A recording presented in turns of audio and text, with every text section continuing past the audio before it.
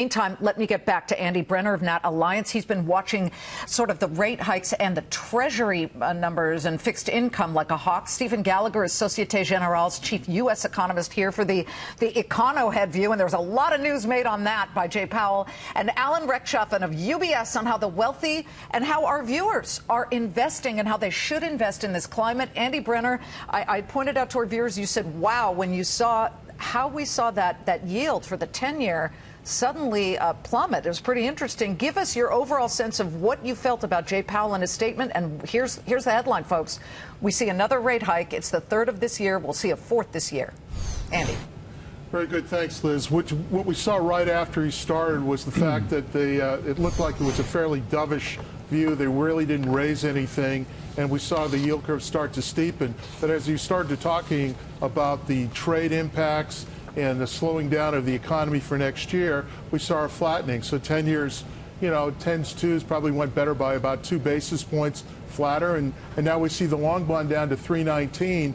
If it had closed above 325 at the end of this week, that's a very strong chart point. We'd hate to see that break because we don't see support until close to 4% after that. So far, I think it looks good.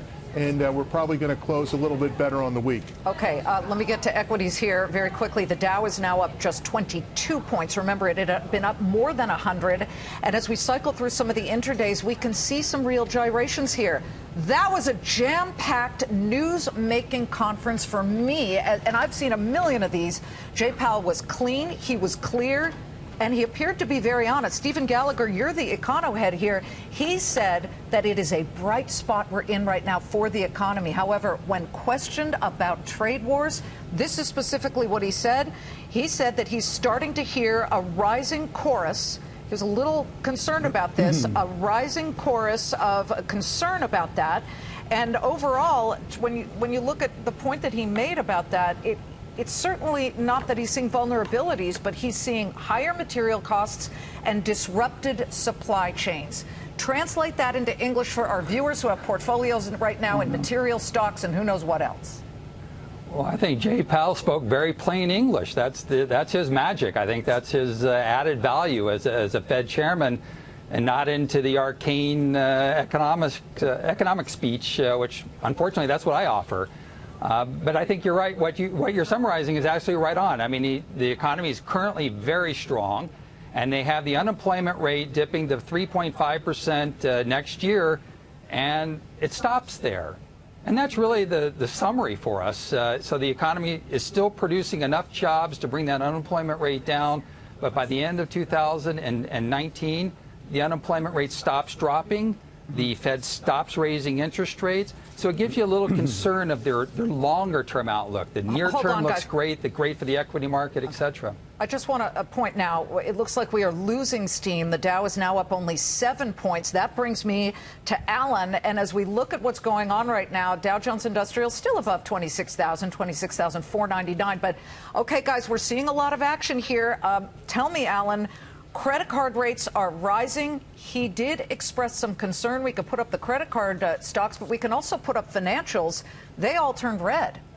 Look, there's only one story here, and that's that the economy is doing incredibly well. And I think that the Powell talk of saying that the economy is doing well is exactly what you heard. The economy is doing well. The president said the economy is doing well. And that's why you see the stock market at record highs, notwithstanding a 20-point move in the past few minutes. This is a great economy. The numbers look good. I could go through number after number that's positive, and you're seeing that effect on investors. You know what?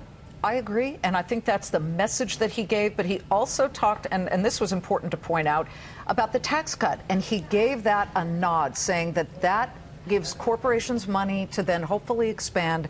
He spoke very positively about the tax cut. We should remind our viewers that Friday, the House is supposed to vote on making the tax cut for individuals permanent. Andy Brenner, let's go back to the debt world. He didn't really talk about bubbles because he's not a stock market guy. He watches the financial markets, but everybody that I talk to is worried that corporations are taking on too much debt. Is that something that you started to see? And did anything he said today, including the fact that we're now seeing rates at 2 to 2.25%, affect that debt right now?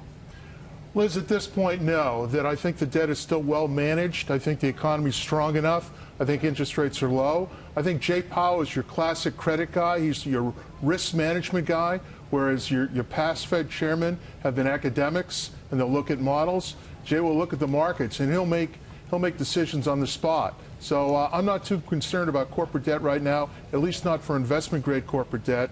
And yeah, I see corporations continuing to borrow, but probably slowing down. Guys, the Dow has now turned negative. We are down about 9 points. S&P looks to be just slightly above the flat line, up 1 point. NASDAQ up 21.